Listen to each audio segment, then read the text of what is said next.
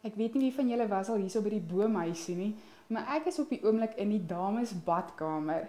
En as jy hier so agter my kyk, is daar die mooiste mosaïeke wat gedoen is uit gebreekte teepotte soos die, en hierso het ek bordskerwe wat hulle in blommetjies verander het, en dan allerhande stukkies teels en selfs deurknoppe.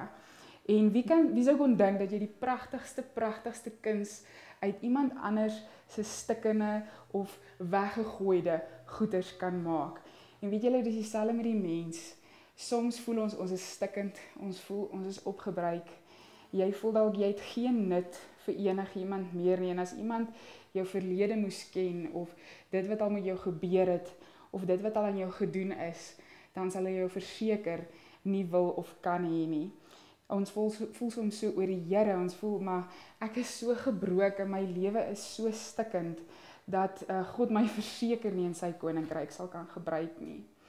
En dan kom die Here en hy vat jou stukkies soos hierdie, en God vat dit en hy maak iets nuuts uit die mooiste kunswerke. En julle almal ken die teks in Romeine 8, maar dit het vir my vandag nuwe betekenis as ek dit lees.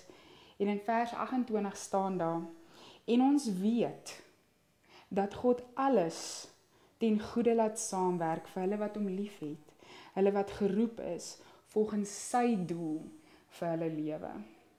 Jy verstaan ook nie die doel van jou lewe nie. Jy verstaan ook nie hoekom alles met jou moes gebeur soos dit het nie, hoekom jy voel jy is dalk niks werd nie. Maar God kom en hy vat jou stukkies en hy laat dit alles ten goeie meewerk en hy maak uit jou 'n nuwe pragtstuk, 'n nuwe meesterstuk.